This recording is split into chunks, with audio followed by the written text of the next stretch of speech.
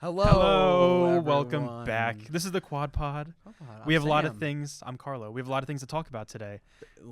The State of the Union was this past week, and there's a lot of things going on with that. A lot of things that we're going to spin off into. We're going to touch on the U.S. men's hockey team. There's been controversy there. Kash Patel also attended the Olympics. He had a good time. Yeah, apparently had a pretty good time. We're going to go to that. The Supreme Court struck down President Trump's tariffs. That's another thing we're going to talk about today. Yeah, and to talk about it for a second, it's crazy we're still talking about tariffs. I feel like that was so long ago. It's been, I mean, in a lot of ways, though, it's like his central economic message. So it's a big deal that the Supreme Court ruled the way they did, and we're going to get to that in a little bit. Yes. But, we're going to start off today. We're going to ease you into it, okay? As we typically try and do. So with some good news. With some very good news. Very exciting and news. No matter who you are, it's good news, okay? Yeah, honestly. You can't disagree with the fact that this is good news. I'll just hand it right off to you. Guys, on March 1st, on Walmart, 7-Eleven, I believe Kmart shelves, is coming Dr. Pepper hot dogs. Smoked sausages. Smoked sausages, I should be specific. But you can still put them in a bun. Yeah. They're hot dog shaped. Hot dog shaped Dr. Pepper smoked sausages. And I believe there's also regular sausages for those who don't want them smoked. And I cannot explain to you how excited I was here when I walked in and he told me this information. Because Sam is a Dr. Pepper guy. I've always been a Dr. Pepper guy. Yeah. Which kind of used to be a niche thing, I feel like, but it's not as much anymore. Are you trying to imply that Dr. Pepper has been niche? Not niche, but it was like not that it was niche, but I feel like liking it was at one point was a little more. You niche. You don't get to sit there and act. No. You don't get to sit there and act persecuted as if being a Dr. Pepper fan was ever at any point in time like an indie thing. And not that it was indie, it was just more niche. It was like it was always like that was not the top spot. Now it is. Now it definitely is. If anybody gets to play victim here, so I've never liked Dr. Pepper. Great. And my entire life I've had to hear it from friends and family. You don't like Dr. Pepper? Dr. Pepper's great. It's kind of warranted though. I mean, they're asking pretty good questions. I'm just look. You don't get to act like you're a victim, okay? You don't know what I've been through. Maybe these smoked sausages will change that. I was maybe they will. I think it doesn't sound like the worst idea ever. I'd definitely try it. I had Dr. Pepper Peeps one time. Those are a little weird. What? Yeah. I also had Dr. Pepper Chapstick one time. That did not. It's at all. Not that I tasted it, but this is the latest in the line of weird food collaborations, because I know we had also spoken about the Oreo Coke. The Oreo Coke, which I never tried. Yeah, that one is weird. Because I was telling him earlier, as soon as you drink it, it tastes like Oreo. It just straight up Oreo. And then the aftertaste was like, oh yeah, by the way, we're Coke. Like at the very end. The curious thing is that I feel like the creation of that implies that at a certain point somebody in like R&D or something was like, I would like to drink an Oreo. Yeah. And to the person that had that thought, I would encourage you to seek psychiatric help. I mean, it wasn't like terrible. It was fine, but it was a little weird. It was like you already associate like so much sugar with Oreos and Coke separately, so to put them together was like, oh Jesus Christ, what am I doing? That's exactly why I never tried it, because Oreos are, and it's such a, I don't actually know what the amount is in there, but Oreos I feel like are one of the more sugary cookies you can have, and then soda, right? Like soda's sugary. No matter what, yeah. I had no desire to try. No, I tried once. I tried it was Oreo Coke Slurpee from 7-Eleven. That felt bad. That was not good. That felt wrong. It almost seems like that would be better than the regular soda, but that was worse. In a sense of like, I was like, I don't know. Slurpees I feel like a dessert, in a sense. Wait, well, they are, yeah. I would say they definitely. You're not having a Slurpee for lunch. You would never say like a soda is a dessert. No, true. And so this one felt a little worse because it was like a dessert. I don't know, in my opinion. But I will stand by the fact. Fair enough. I will stand by the fact the best soda collab ever was Coke and coffee. Yeah, you've told me about that multiple times. And if you can ever find a way to buy it again, please do yourself a favor. Or if Coke is listening. The last thing I'll say is that, because I just want to put this out there into the world, I had Crystal Pepsi once, like 5 years ago, maybe longer than that actually. Yeah, I think they said it was like 2016. And it's if you don't know what it is, it's Pepsi that is just like translucent. It's like white and clear. I actually didn't. Yeah, it wasn't until you told me that it was just a clear Pepsi. I thought it was a different flavor. And we should bring that back. I just think it's a testament to Bring science. it back. Yeah, I think Really? I think it's such a testament to human ingenuity that we were able to make a Pepsi that is clear. Maybe they forgot how to make it. It's so cool. Like drinking it, you're drinking it and you're like, this is really cool. It sounds cool, but would you go back? Like, just say it came back right now. I would get it again. Okay. Yeah. Okay. I would absolutely get it again, but I'll leave it on this. We'll leave the segment on this, and I die on this hill. I said it before. The best soda that exists is vanilla Coke. And that's not even like a bad take at all. That's a good take. Thank you. Niche take for now. Oh, so it's like Dr. Pepper. It's like Dr. Pepper. So all the Dr. Pepper fanboys are gonna be moving over. in like 5 or 10 years. Give us some time. It's gonna be mainstream. Then they'll know exactly how I feel now. So if you want to join our little indie kind of scene here. Yeah. Now's the time to try vanilla Coke. Vanilla Coke, or you were saying earlier like any vanilla cola. Yeah, true. Not even specifically Coke. Yeah, but vanilla Coke is very good. Yeah. Now I don't really have a great transition for this. There really isn't. There's not really an easy way to transition from Dr. Pepper smoked sausages into the plethora of political news that we have today. So what I say is we just get into it. Let's get right into it. Let's leave the Dr. Pepper smoked sausages in the past. Yeah. And go to the now. Well, we're not leaving them in the past. They're in the future. They're in the future. They're March 1st. They're in our future. They're in your future. They're in your future as well. If you're not, God willing, they're in your future. If you're not watching this right now with the Dr. Pepper smoked sausage in hand and you're not watching it correctly, pause the video right now. Go to your nearest 7-Eleven / Kmart / Walmart. I think is what you said. Yeah. Pick them up. Pop it in the microwave if you have to. Pop it in the mic. There's nothing wrong with that. Yeah. Put it in a bun. Put some mustard on it. That's what I say. Yeah. We're gonna okay. We'll get to the news. We really will. So the State of the Union was this past week.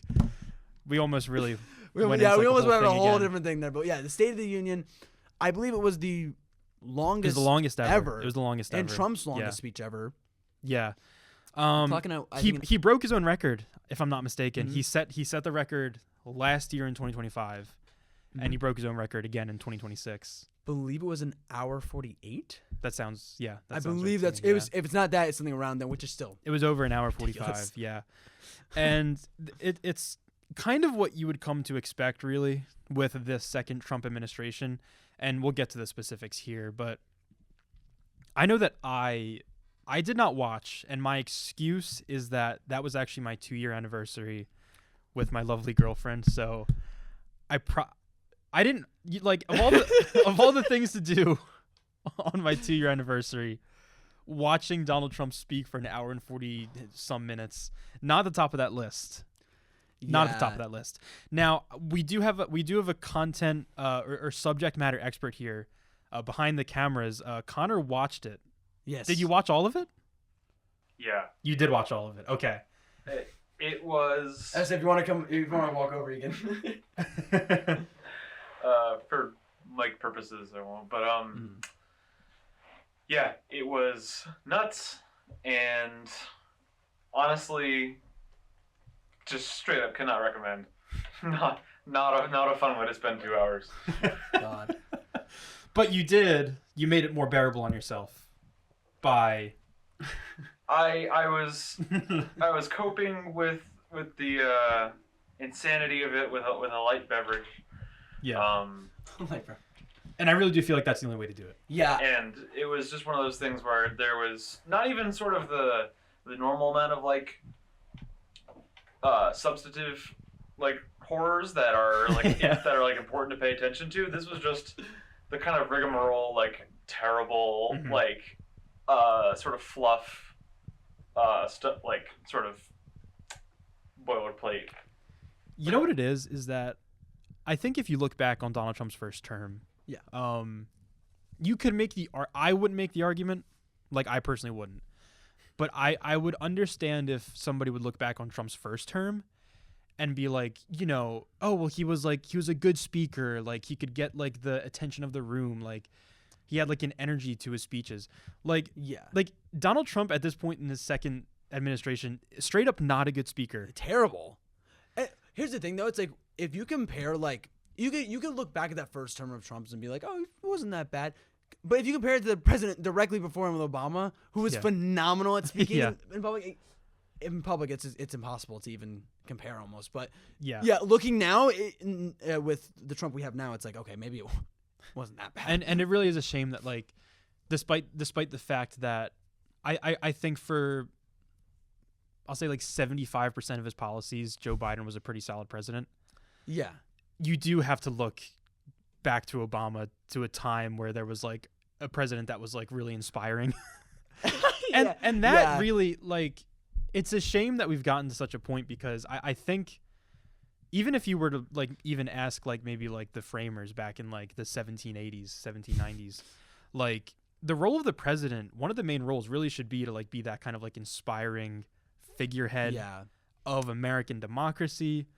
But we've gotten to a point where not only is Donald Trump 79 years old, I think he's not quite 80 yet, so he's not an octogenarian quite yet. He's a septuagenarian. Oh.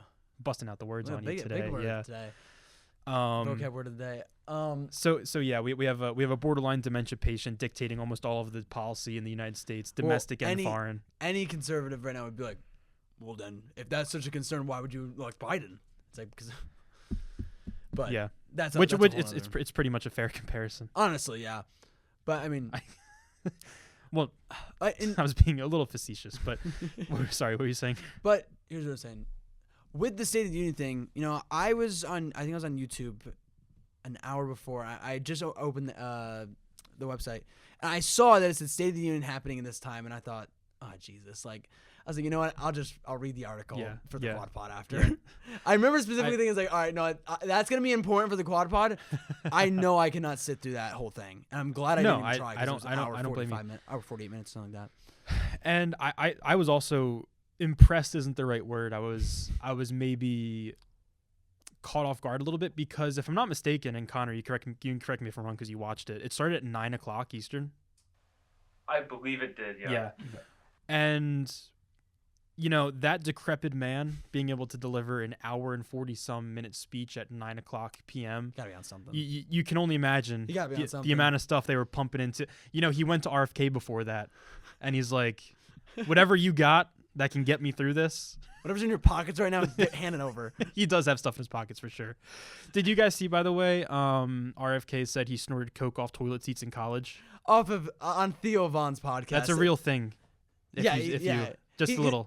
I think the context on that is like, Theo Vaughn asked him about, like, was he worried about germs? And RFK's like, I'm not worried about germs. I used to snort lines off toilet seats. So that's a little bonus nugget for you guys. We didn't even. Just if your opinion of RFK Jr. wasn't already quite terrible, this RFK Jr. And it's funny because I feel like you can go like between all of our episodes, and the president, in his infinite wisdom, is a subject of constant scrutiny on this podcast. But I feel like also you go episode by episode, it's like a rotating cast of his cabinet. Just making an ass of themselves, like, on a week by week basis. And there is, if you heard me mention in the intro, we're gonna get to a different one this week too. You're kind of right though. Every week it's a new person from the Sinister Six who made like some headline, whether it's Pam Bondi, whether it's he really does have a sinister. Yeah. I wish it was only 6. Like That's true. That's true. I'd rather be faced up against the Sinister Six than the Trump administration right now, to be honest with you. Yeah. So, the State of the Union. Yes. So it was an hour and 47 minutes. I'm reading. Hour 47. Hour 47 to be specific, from the New York Times. So he said that he had overseen a, quote, turnaround for the ages. And again, I'm going to sound like a broken record here. Could have fooled me. Could have fooled me, man. So that's good to hear. Good to hear. I want to say, too, like, after the State of the Union happened, like, the next day or the next few days after, I looked at, I think it was New York Times Instagram. No, it was Washington Post, I believe. Washington Post Instagram did a series kind of thing where it was like a post and each had 10 slides in it, and it was fact-checking things that from this. And a large part of it was either, like, needed context, was straight up false, was like misleading. It was so much in here was just not accurate, and that's to be. And if you ask me, and this is just my opinion, I think even with something like that, they're being a bit too generous even, Because let's remember also. So for one, so you said it was from the Washington Post, right? I believe it was Washington Post. So the Washington Post is owned by Jeff Bezos. Let's remember that. Yeah. Let me make sure on that. I feel like also, you can fact check that. Yeah, you can keep going. When you're looking at these, because I saw a very similar one for the New York Times. I think the media has this thing where they're kind of still trying to quote unquote play both sides. And I think playing both sides is different than just being truly neutral, because to me, if you're being truly neutral, I think you're looking at a speech that was an hour and 47 minutes, and probably 90% of it was, lies. Yeah. You can dress it up how you want. You can say, oh, this was misleading, or this needs context. At the end, you get down to the brass tacks of it all. He just lies all the time. I was wrong. It was the New York Times. I was right the first time. Okay. So yeah. So retract what you said about Bezos. Yeah. Bezos is perfect and amazing. This yeah. And when he goes to space the next time on his penis rocket ship, I want to go with him. Please, Bezos, if you're watching, please. He is watching. We know it. But so there's a few kind of basic things that we'll touch on. We're not gonna go minute by minute here. Is an hour and 47 minutes. Yeah, we'd spend all day. So I feel bad for the people that do have to. I do. So Trump lambasted multiple times the Democrats that were in attendance. Yes. He kind of did this like strange tactic where he said, stand up if you agree that, quote, the first duty of the American government is to protect American citizens, not illegal aliens. So he said, if you agree with that statement, stand up. And I've seen takes on the State of the Union that before it happened, even people saying that Democrats should not even show up. And like in the aftermath of this, that seems like the most level-headed and actually smart take that was out there. Yeah. Because, and let's be absolutely clear, this is like unreal levels of like, I don't know, like cognitive dissonance, if that's like the correct term here, because, stand if you agree with the notion that the first duty of the American government is to protect American citizens, not illegal aliens. It's a statement that means, like, literally the best way I can put it, you can use big words about this for sure. The best way that I can put this is that is a statement that means fundamentally nothing, because the two people that were killed by ICE agents were American citizens. Yeah. So if you, Donald Trump, if you believe with your own statement here that you said in an attempt to make Democrats look bad, if you believe that the first duty of the American government is to protect American citizens, that probably would have never happened, right? Yeah, no, but they were domestic terrorists. What are you talking about? Oh, that's true. That's true. Yeah. The fact that claim is even being spurted out there, but also it's like, what does Trump expect someone to watch him and be like, they didn't stand up, they must hate America? Like, I know you're being facetious. Like, there's like at least 30% of American voters, that is exactly how they thought. And I know you're making a joke, but that is genuinely, honest to God, like that. Yes, that's why he did it. That's exactly why he did it. Because to your point, when the Democrats did not stand up when he said that, he said, quote, "Isn't that a shame? You should be ashamed of yourself not standing up. You should be ashamed of yourself." And he kept on. He said, "These people are crazy. I'm telling you, they're crazy." Which, if there was ever a textbook case of what's it called, projection, it would be the Republican Party in 2026. Something like Chuck McGill, like, I am not crazy.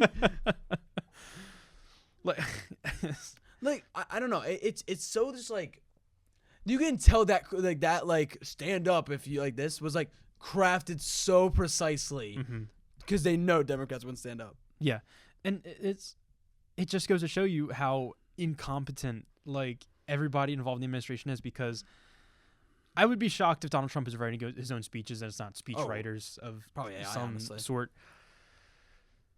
But again, like, this is going to be a very obvious statement that I'm about to say, but, believe it, like, Donald Trump's speeches aren't really made for us. They're not really. Yeah, not really. They are made for exactly the type of person that you were just kind of getting in the mind of there. The exact type of person who's going to say, man, them Democrats didn't stand up when he said stand if you agree. Man, I knew they were evil Satanists. I knew it. They're probably communist, Satanist, transgender, illegal aliens who hate America. And they're crazy. And I'm totally I saying told you they were crazy.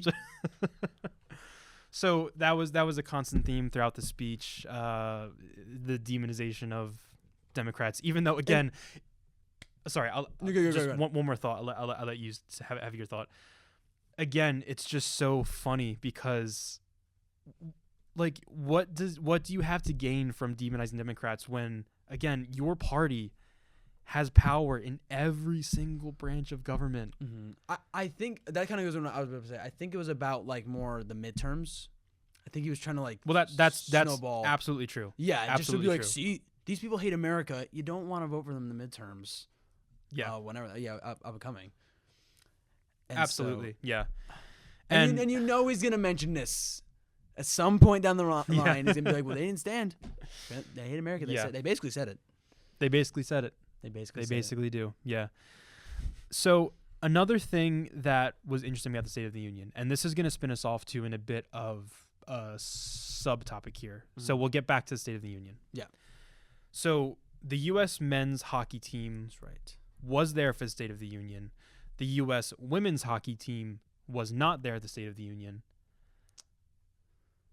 And were you going to say something? No. Okay, sorry. You had your mouth open. Okay, sorry. So the men's team was there. The women's team was not, despite the fact that both teams won gold. Now, the reason for that, if you've been following the story, is pretty clear. Mm-hmm. Now, after the U.S. men's team won gold on Sunday morning, and the crazy thing about that, by the way, I didn't really care either way because I truthfully don't care about hockey. Sorry. But this game was at 8 a.m. on Sunday. Yeah, that was so. If you're an American hockey fan, and that's Eastern time. So imagine if you're an American hockey fan on the West Coast, you would have had to wake up genuinely at 5 a.m. to watch this gold medal game. I honestly wouldn't go to bed. Maybe that's my young mind, but that's fair. I'd have to be such a diehard fan to wake up for, which neither of us are. No. So sorry if you're watching this and you're a hockey fan, it's just not for us. But we're talking about this because it is interesting. So after the U.S. men's team won gold, Donald Trump called the team in the locker room, mm-hmm.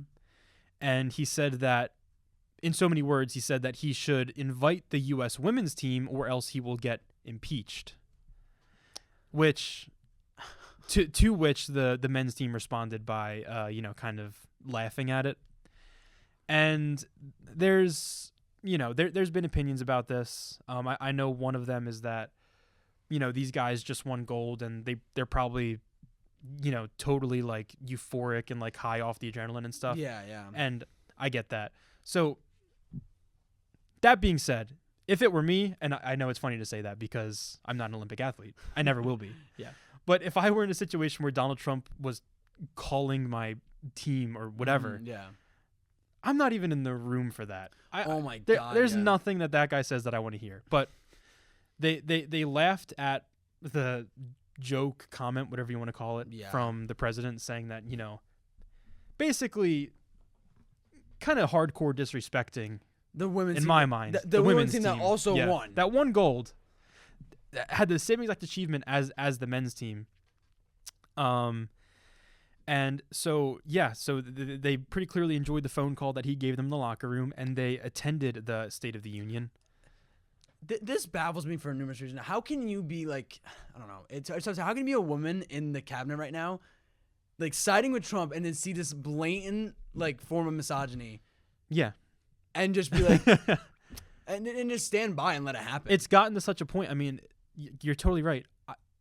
Further than just women, I don't like unless you are a straight, wealthy, like cisgender Christian / Catholic man. Mm-hmm. Am I missing anything? There's probably even a few that I'm missing. Yeah. But unless you meet all of those criteria, how do you see anything good coming out of this administration? Yeah. So it's a laundry list. It's a laundry list, and I hit maybe 3 or 4 out of 5. Yeah. Like, honestly, if you're a person who has like empathy and like yeah, you cannot look at what this administration is doing and feel like, you know what, we're doing a good job out here. Yeah. So they were at the State of the Union as well. Mm-hmm. And in the after, sorry, what? Honestly, do you know if they did anything or were they just kind of there? So I was gonna say I don't think they did anything at the State of the Union. They were just kind of there. Yeah. In the aftermath of it, kind of the public blowback, a lot of the team has kind of a little bit walked back in various words. Many of them were asked about it. Mm-hmm. Now, one thing that I'll comment on, because there's a great Athletic article here that has just direct quotes from a bunch of people on the team. Super interesting if you want to kind of get specific thoughts from the players here.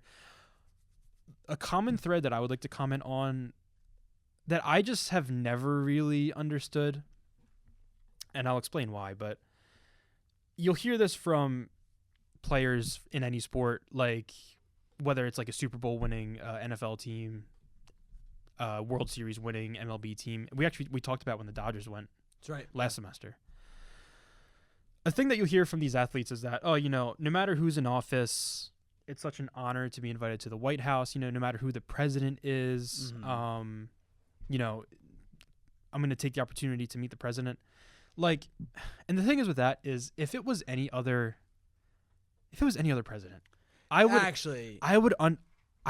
understand that if it's any other president, like regardless of party, right? Like if it was Mitt Romney, Yeah. right?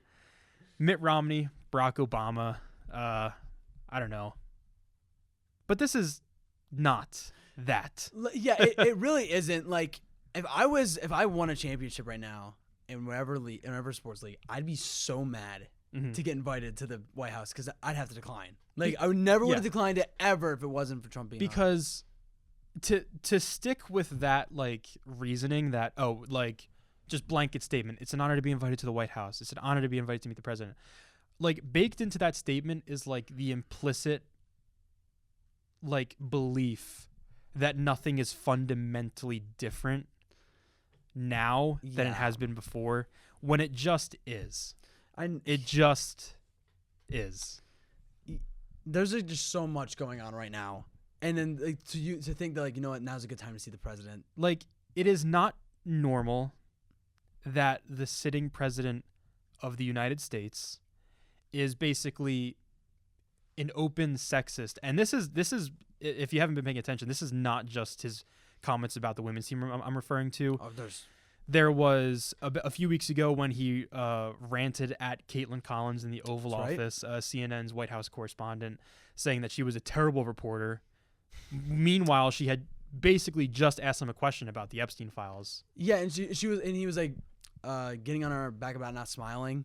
Yeah, and the question was literally about victims of the Epstein files. And she was like, absolutely no reason to smile.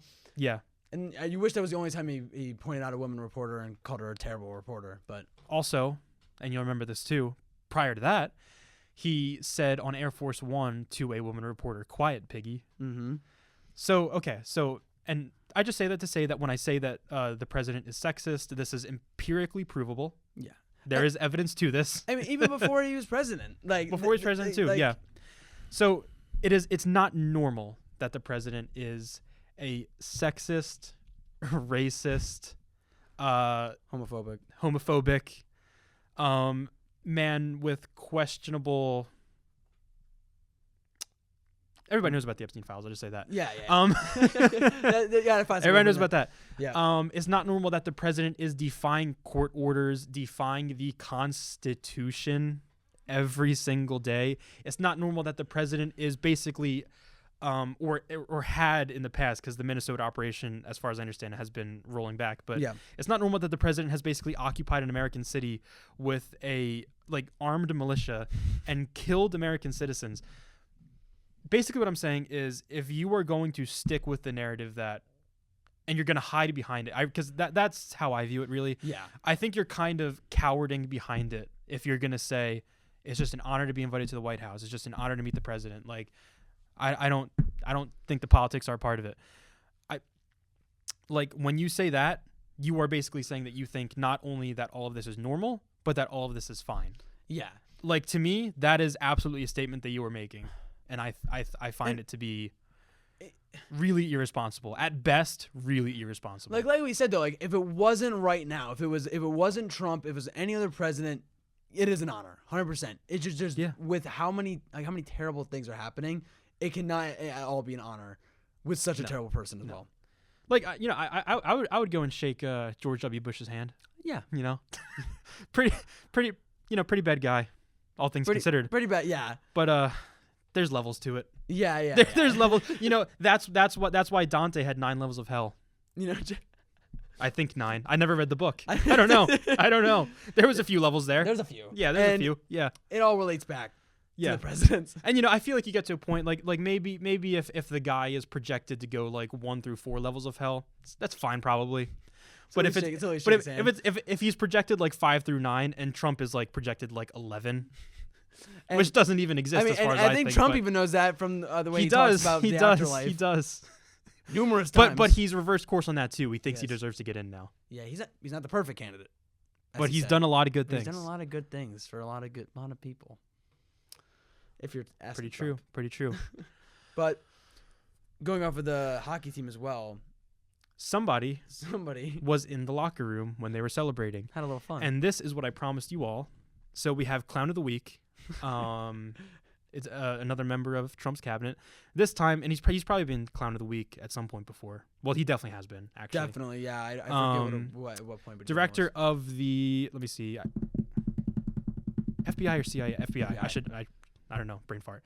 FBI director Kash Patel was in the Olympic locker room. Everyone's favorite. Everybody's favorite. Celebrating the Olympic gold medal with the men's team. And there's a photo, and we can put it here, of the sitting FBI director currently serving in this role, Kash Patel, wearing a USA long sleeve shirt, chugging a beer, or what seems to be a beer at least, in the locker room of the hockey team. And so you may be wondering, why was the sitting director of the Federal Bureau of Investigation not only at the Olympics to watch the gold medal game, but why was he in the locker room getting champagne rained upon him as he downed a beer like he was a frat boy? You may be wondering why he was there in the situation. I'm guessing there is. So it was a 4-day trip to Italy. Oh, and by the way, I want to read. He's earned. This is one of those situations where I want to read you the headline just because I think it's kind of funny. Mm. So the New York Times article, the headline is, Kash Patel's Olympic schedule left plenty of time for leisure. I love headlines like that. Dude, yeah. Is that what site is that? New York Times. Okay, that makes sense, yeah. And they say an itinerary for Mr. Patel's trip provides more granular detail, indicating long segments of personal time that suggest he was not immensely oversubscribed by official duties. Because that's initially what they had tried saying, is that he was there and he was very busy the whole time with official duties. It was a trip, for bilateral, security negotiations. Yeah. So he was there for 4 days, and as you may have guessed, this is a taxpayer-funded trip. 100% taxpayer funded. It included several hours of work meetings, a handful of meet and greets, and hours of downtime, private meals, and cultural activities, according to an internal schedule obtained by the New York Times. Dude, imagine the New York Times getting a hold of that schedule and saying, "Oh wow, he actually did nothing." Like, yeah. So the specifics are really great. So he did have. It seems like the first day or two of his trip, he had a trip with the U.S. ambassador to Italy. He met for an hour on Friday. That Friday, he met with Italy's domestic security agency, followed by a photo op with Italian law enforcement officials. Now, here's the thing, though. Mm-hmm. So Thursday and Friday, it seems like perhaps he was doing some kind of business-related things. Mm-hmm. I will give him that, okay? Benefit of the doubt. So benefit of the doubt. So on Saturday and Sunday is where things get kind of funny. So again, it was a 4-day trip. Mm-hmm. Thursday and Friday will extend him the benefit of the doubt, say he was doing business things those 2 days. Yeah. So One of Mr. Patel's stated reasons for being in Milan was to help oversee security at the games, as one of the stated reasons.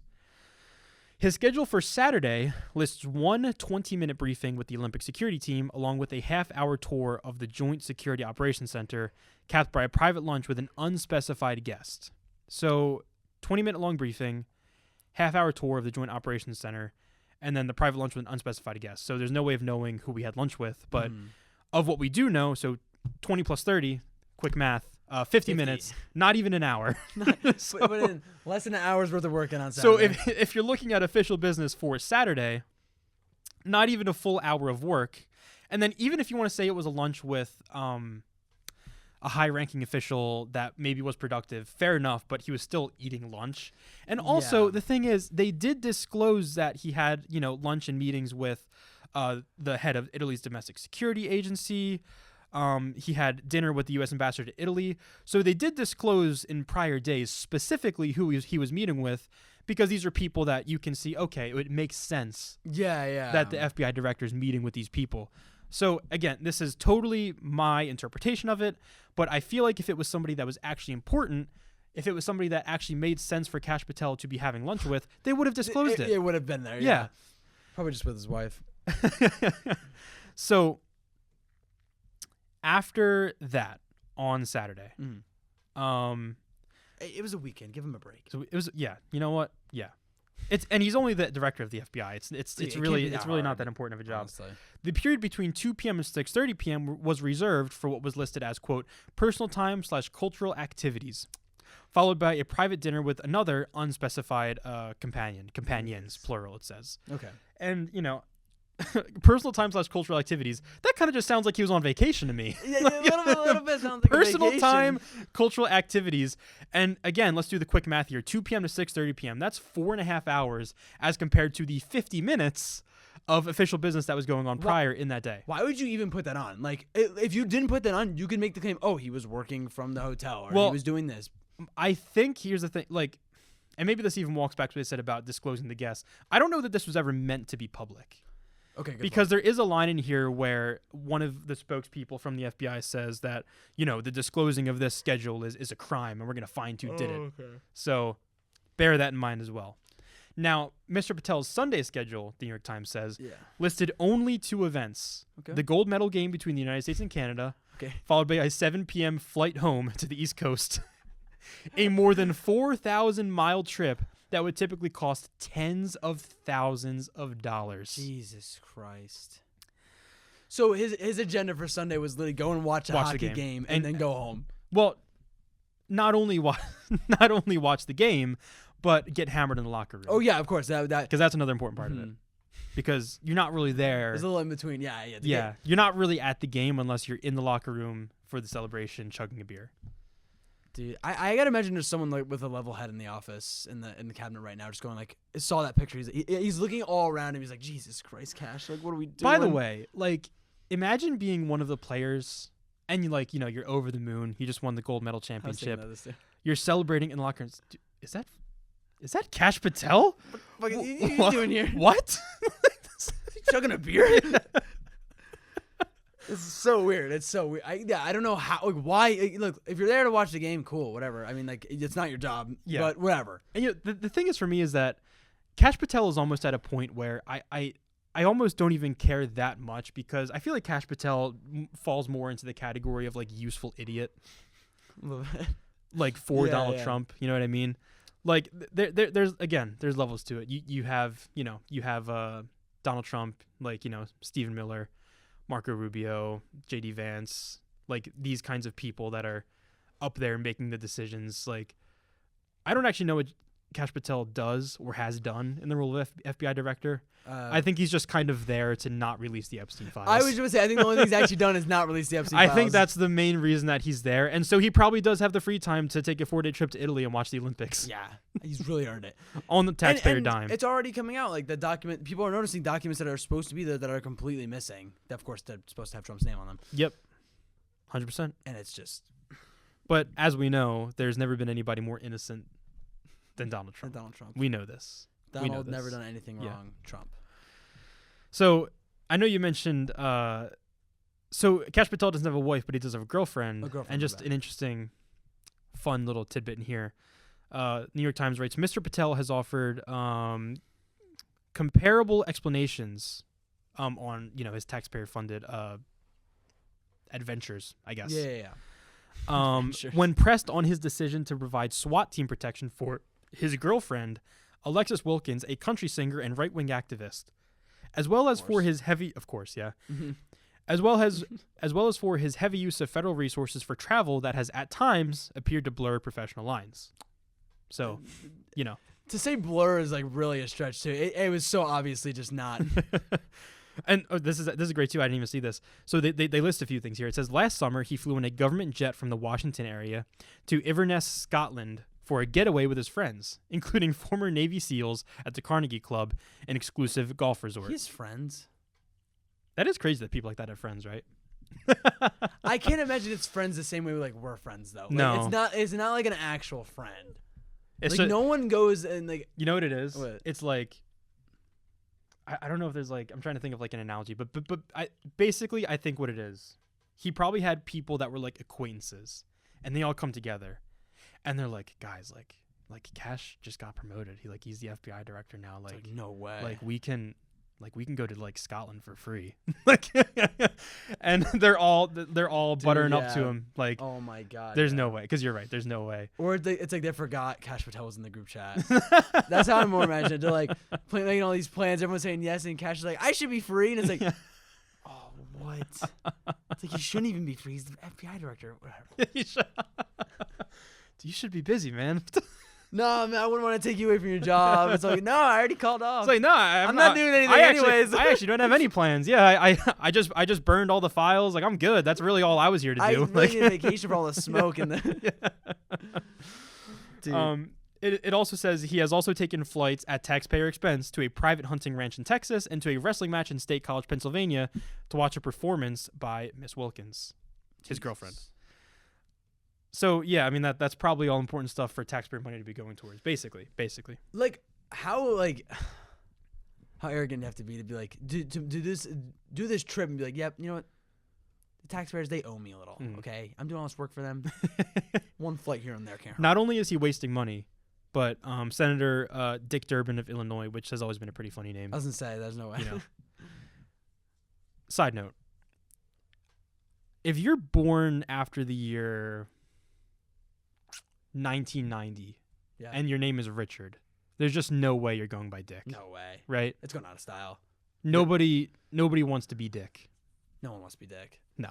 Like I mean, like, I guess if there's two Richards, I guess one will go by Rich. I've heard that. Rich kind of sucks though. It's not great, but it's better than Dick. I feel like you meet a Rich, you're like, what? Yeah, like that guy sucks. Go by your middle name, honestly. Or just don't name your kid Richard. Okay, but if you're currently named Richard and you're watching this, I will say, like, if you're going by Dick, respect. Like if you're a Dick, I love that for you. Rich, I don't love. The middle name thing is a good.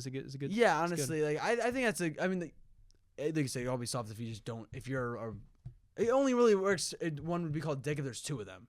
So just don't name your kid Richard. Wait, two Dicks? Yeah. Well, no, I'm saying like if there's only one Richard, then why not just call him Richard? But if there's two Richards, you can't it'd be weird to call them both Richards. So one of them has to be Dick. Two Richards in what context? Like father son. Okay, I thought you. Okay, father son. Okay. There just happened to be two Richards in the room. Yeah, I don't know. I was confused as to what you were getting at. But I'm saying father son. If that's what I'm saying, end the line. Like if you're a father. End the line. Okay. That's the thing. If your name's Richard right now, and you're about to have a kid. Just don't have a kid at all. No. You already made a mistake. Yeah. No, I'm just saying don't name your kid Richard because you're putting Dick in an awkward position. Yeah. That's not funny at all. Senator Dick Durbin of Illinois, the top Democrat on the Judiciary Committee, claimed that an elite FBI team was unable to quickly deploy to a mass shooting at Brown University last year because Mr. Patel was using one of the Bureau's two jets, citing credible whistleblower information. So not only is he wasting taxpayer money, but he was exposed by Dick for delaying crucial law enforcement operations. And of course, probably nothing happened to Kash for that. No. Because why would any? Why would it? Why would any repercussion or consequences Yeah. go to someone who messed up in the office right now? Not at all. Not at all. But yeah, just for everybody out there, be aware that your sitting FBI director did indeed find time to chug a beer. chug a beer in the locker room of the Olympic gold medal winners and attend the everything game. that's going on is going on. Everything, yeah. But I mean, yeah, I guess going back to we kind of took a So that was our detour. a little detour there. We're going back Yes. to the State of the Union, which is wonderful, Mm-hmm. as we know. Yeah. So Trump repeated the claims, and he's been doing this his entire time in office, Mm-hmm. that he inherited, quote, a nation in crisis. But he said that the economy was roaring. And he said that Democrats, quote, suddenly used the word affordability. Wasn't Suddenly. Wasn't he the one who was like? I swear to God, I've seen a clip of him being like affordability, like talking like down on the word affordability, Mhm. like.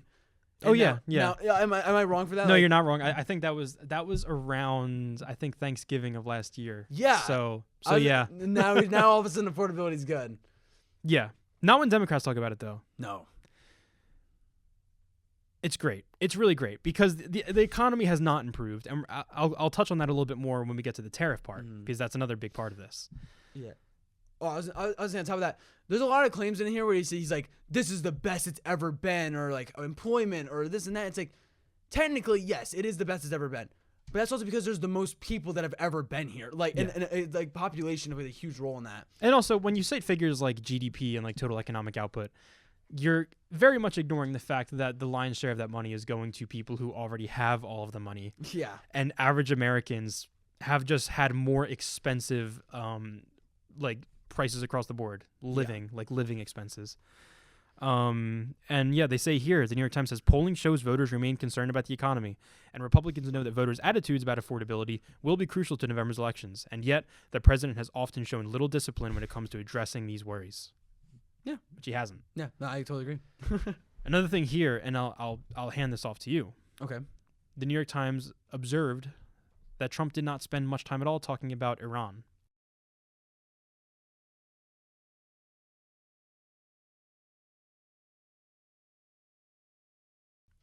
Yes. And this is a situation we really don't know that much about it right now because Trump has not spoken that much about it. But tell me what you know. Well, yeah, I can't say I know. Like I said, it hasn't really been talked about too much. But there's this, besides what Trump's been saying on Truth Social, there's this idea that like potential like war in Iran is like the rumor mill, I guess, right now, in a sense that like there is conflict happening right now between us and Iran. What exactly that is it's honestly I think it was hard to find. Because again, like important to remember, like back in July of past year, I think it was July, we literally bombed them. Yeah, we. So and yeah, that is important to know. We did bomb them. And we did do that. And so you can kind of see where this is. I mean, like where the conflict is starting from, or who knows if that's even where it started. But coming from an article by Axios, the headline is that U.S.-Iran nuclear talks were positive, senior U.S. official says, and positive is in quotes. And so, yeah, it's kind of like that. Not any like immediate details were provided, but that it's kind of nice to know that like it went well in a sense. There was talks that it was in Geneva, I'm led to believe, and that they the idea is that things were left off quite good. Good in the sense, especially with nuclear negotiations going on between Iran and the U.S. Scary enough sense as it is. The fact that if it was the other way around and it said negative, that this would be a completely different conversation. So you know what scares me? I just Googled this. You might have seen me typing away. Let me ask you this question: Why do you think? There's not necessarily a wrong answer here. I'm just curious. What do you think is the actual reason that the United States deposed Nicolas Maduro in Venezuela? What do you think is the actual reason that they did that? Just if you had to say. Oh my God, I actually knew I read it somewhere. I'm trying to remember. It was.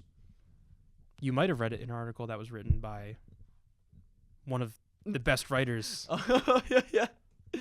on the staff currently. I can't remember exactly what it is. I heard something about oil. So yes, correct. Let's go. So, and again, the administration is really never going to say this, but when you look at why Nicolas Maduro was deposed in Venezuela, all indicators, and this is a whole other thing, it really is. And like, I genuinely don't mean self-promo by this, but if you want to know the reasons for this, you can read my article that was published like 2 weeks ago. Put a picture right here. Put a picture. Beautifully written. Put a link. Link in bio. Link in bio. You can read my story, which goes more in depth into this if you're curious about the reasons.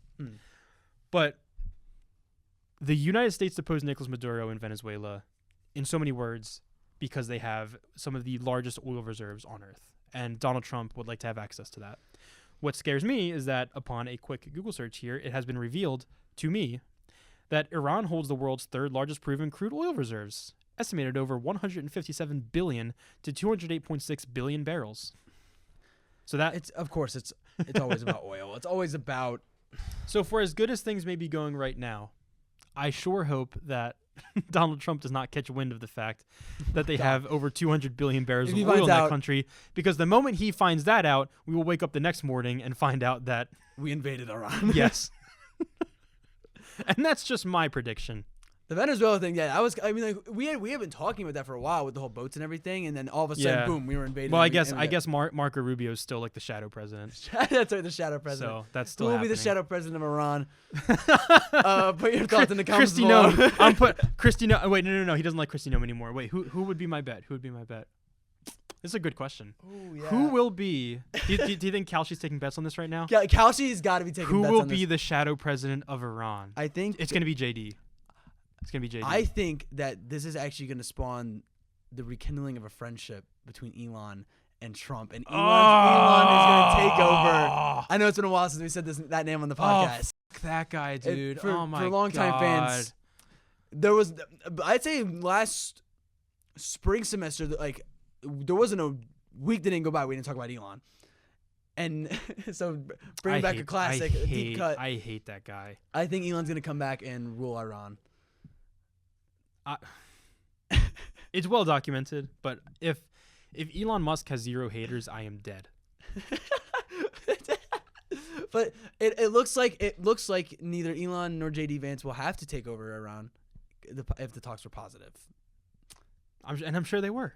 I'm sure they were. I really hope they were. I'm really hoping that this is going to be really bad. We're sitting here laughing, but this is no joke. This is no joke.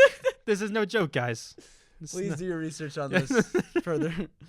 But yeah. I was gonna say, is there anything else in the State of the Union that? Yeah. So I was gonna pivot to so the New York Times says that Supreme Court justices attended and they largely did not give much of a reaction, which provides me with a pretty effective pivot into the tariffs that were just deemed illegal by the Supreme Court. That's right. So it was a 6-3 decision by the Supreme Court throwing out the policy,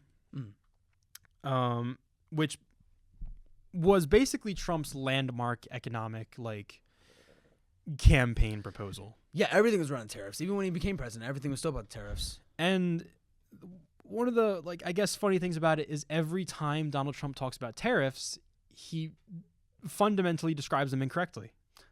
He just does. He talks about them incorrectly because he says that other countries are paying the tariffs, which I would just if you don't know what the definition of tariff is or what it is, I would genuinely just encourage you to Google it, and you will quickly understand that whenever Donald Trump is talking about what a tariff is, he is just wrong about it. And you're going to find out really quickly who's actually the one paying for all of this stuff. And it begs the question, is anybody telling Trump that he is wrong about it, or does he just not care? He doesn't care.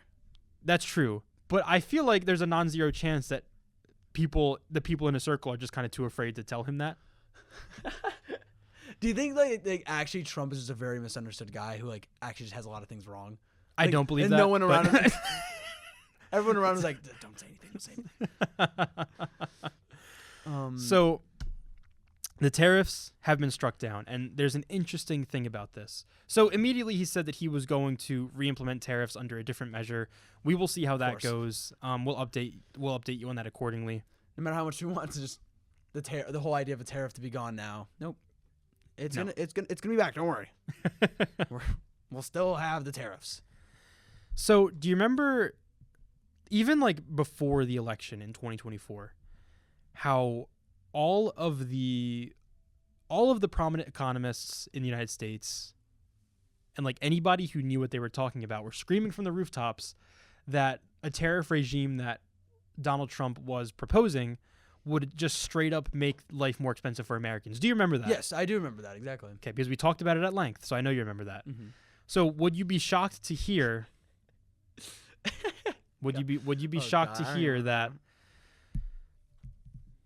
research from the Federal Reserve Bank of New York found that nearly 90% of those costs, tariff costs, were borne by American firms and consumers. Jesus. And remember, this is important to remember, Donald Trump would have you believe that these tariffs are being paid by other countries.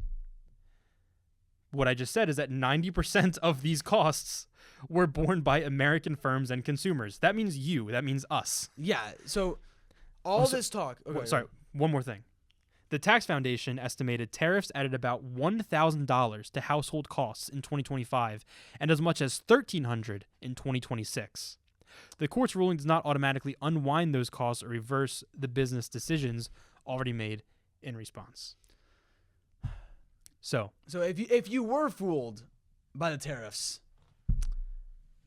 that is anything but evidence that you were wrong.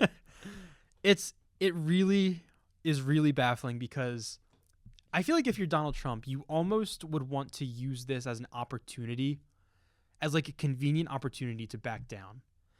Because if you're Donald Trump and you know that this thing just didn't work, and it didn't, because it made life $1,000 more expensive. But I had to have known that, though. I mean, there's no way he thought this was going to work. I mean, you would think that he would have to know, but evidently he doesn't. Well, I mean, you could also have the idea that there's a lot of people, I mean, myself included, who didn't really fully understand what a tariff was until all this Trump talk. That's why when I literally wrote an article about his policies, because I wasn't sure about it, and there was so much talk about tariffs and I didn't understand it. So think about all the people out there who don't know anything about tariffs, and for Trump, he's like, no, if I say this word, tariff, it sounds smart. If I say it and I say this is going to help the economy, people are going to believe it. Yeah. And I mean, and so, I mean, he had to follow it through, and of course, in the end, it just raises price for Americans, but he doesn't care. He's already in office, so. Yeah. But my point is kind of like, he could have used this as a tactical retreat, right? Mm-hmm. The Supreme Court strikes it down. It could have been an opportunity for him to conveniently walk back on a policy that just has objectively made life more expensive. And I actually do something without, because he hates admitting he was wrong. He never does. Never will. He never will. He never ever does it. And maybe even that's why he did what he did, because he's so extremely into that mindset that he couldn't even walk back on it.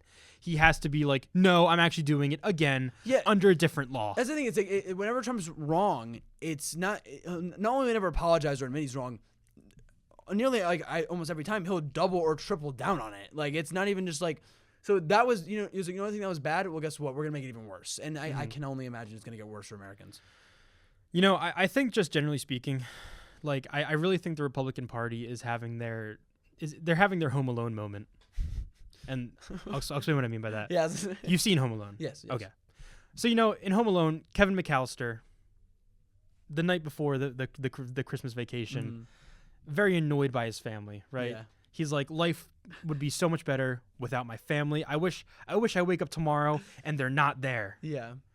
Wakes up tomorrow, they're not there. Quickly come to realize, oh shit, I can't do anything without my family because I'm a 10-year-old child and I don't know what the fuck to do. My analogy is that Republicans spent the entire 2024 campaign cycle saying, Democrats can't govern, the country's terrible, blah, blah, blah, blah, blah. They're awful people. Mm-hmm. They get elected into every single branch of government. They are in charge of every single branch of government.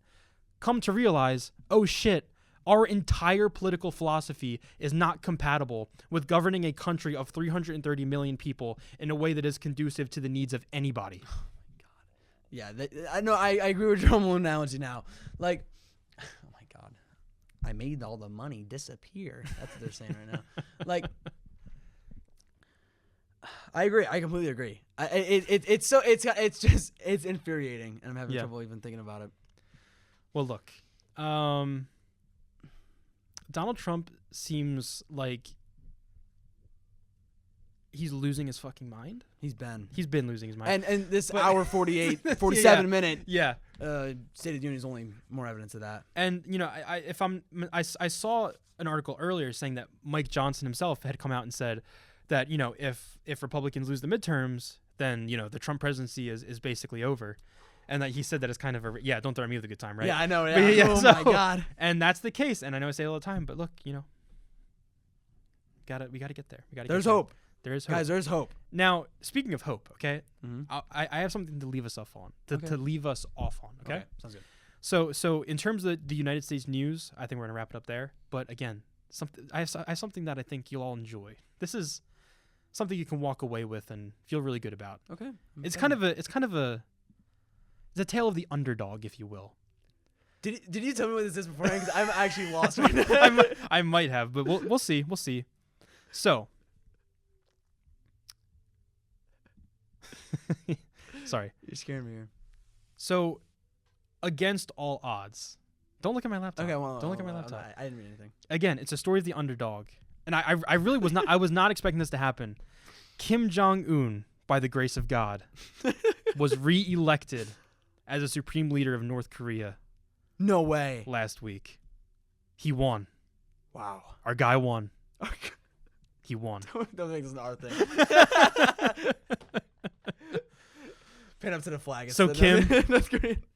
Kim, it was a hell of a campaign. I know, yeah. It was a hell of a fight. A little rocky there in the middle. But you pulled through. He pulled through. Indeed, he did. Why even write an article about this? Like, why even? Well, the AP wrote about it, so. I mean, yeah, I guess, like, big shock, everyone. Supreme Leader Kim Jong-un won the next election. The fact they even have elections is quite astonishing to me. Their election system, oh, God. I watched, like, a 50-minute video about it the other week. It's great. Who would dare run against Kim Jong-un? It's got to be. They have anonymous elections, right? Oh, okay. But what it is that you walk into a room and you're being watched. Of course. And they have big boxes that are very clearly marked yes or no, more or less. And you are being watched which bucket you drop your vote into. Jesus. So you probably want to vote yes. Yeah. You probably, you know. I feel bad for the person that got confused and thought it was like, no, don't vote for the other guy. Like you walk up, you're not really thinking. Yeah. Like, oh shit, guys! What did I do? No. You look up, the guy just looks down, and you're like, I don't know what to tell you, man. But I mean, we need you for a private screening, by the way. It's a real testament to his popularity. I mean, because look, you don't stay in power for 15 years and you're an unpopular guy. It just doesn't happen. It doesn't happen. It would never. Okay? And one last thing with Kim Jong-un is it's being reported. So as far as I'm aware, it is not official. Yeah. Okay. But I believe South Korea has reported that Kim Jong-un has chosen his successor. Oh. And for all my girl power people out there, it is his daughter. Girl boss. Girl boss. A girl boss is going to rule North Korea. Oh, yeah. That is actually kind of surprising, thinking about it. I never would have thought that. I mean, like, a lot of the time it's always like, it's got to be the male heir or something like that. But you know what? Maybe this is... I mean, you look at Kim Jong-un, you can just tell he's a girl dad. He gives off... He gives it off so much. Truest statement from the Quad Pod. Kim Jong-un gives off girl dad vibes. And so his daughter is Kim Ju-ae. And she is currently, it's believed she's a teenager. Nobody actually knows her real age. That's crazy. Because they're very, stingy about pretty information. Private guys over there in North Korea, apparently. Famously pretty private guys over there, yeah. So it's kind of speculated that he has officially been kind of like choosing her as his successor. So, I look forward to the day where we have girl power totalitarianism in North Korea. I think soon. Oh, I mean, like, who knows? I mean, I actually don't know how old Kim Jong-un is, and he's not that old. So it'd be a while. The only way that this would happen is if Kim Jong-un goes the way of Maduro, but hopefully we can keep that to a minimum. So, dude, imagine you have JD Vance running Iran and Elon Musk running North Korea. This all sounds like a dream come true to me. That is for global domination. Guys, put in the comments if you want global domination. Guys, put in the comments which national territory we should annex next. Let us know. Curious what you guys think. So Kim Jong-un's 42. 42. Oh, okay, wow. I'm supposed to so in theory, he could be like 40, 50 more years in power. In theory. If we're lucky. Another thing that I had seen is supposedly the state medias in North Korea, we're gonna wrap up here eventually, guys. I'm sorry. I know some funny things about North Korea. The state media's official narrative around why Kim Jong-un has kind of put on more weight in recent years is because he wanted to look like his grandfather. Oh, that's that would make a lot of sense. So in a country, and like in any other situation, it wouldn't even really register. But this is in a country where people just it's a good point. Are not eating. Yeah. So it was North Korea. You know what? Next week, guys. Next week, North Korea special edition.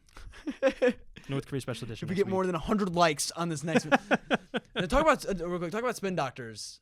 Real quick. I can't imagine what the spin doctors are like in North Korea. Having a spin is like, so Kim Jong-un. Oh, they're great. Kim Jong-un, great. Some weight. What are we gonna do about this? He's the when they referred to him in their state media, he's the respected comrade Kim Jong-un. Respected comrade. Respected comrade. That makes a lot of sense. That's a great title. I might have to start going by that. Should I start calling you that now? I think you might have comrade, to. Yeah. Carlo Constantine. Yeah. I am a fan of that. I really am. Yeah. Well, I'm glad we were able to leave off on an optimistic note. I know. I hope y'all are cheering and woo-haing. This is going to be a great stride for gender equality when it happens. Yes, this is going to do numbers for gender equality, and I'm so very thankful that hopefully he chose his daughter to be here. But on that note, that's all from us for this week. Yeah, I hope you had a lot of fun. I know I did. Hopefully we were able to summarize the State of the Union for you, and hopefully you didn't have to watch it. Oh God, I hope if you did, and if you did, I hope you had some fun. I hope it was fun hearing us. Yeah. With some more context, but not as much penis talk this week as there was last week. If you want penis talk, watch last week's episode, guys. If you want more, put down in the comments below. If you want more next week, let us know. It's always on the table. It's always on the table. We did have some dick talk. We did. Yeah. Dick talk, not penis talk, though. No. There is a difference. We're adults. We've matured a little bit. Yeah. We've realized that we were a little childish in the last one, so we're a bit more. Yeah, we're kind of above that now. Yeah, we're not. I'm still guys. Don't even be watching. I'm still looking for somebody to hire me though. So reach out, okay? Please. But that's all for this week. Thank you. But yeah, on that note, thank you so much for watching, and we'll see you next week. We will see you next week. Have a wonderful one. Thank you.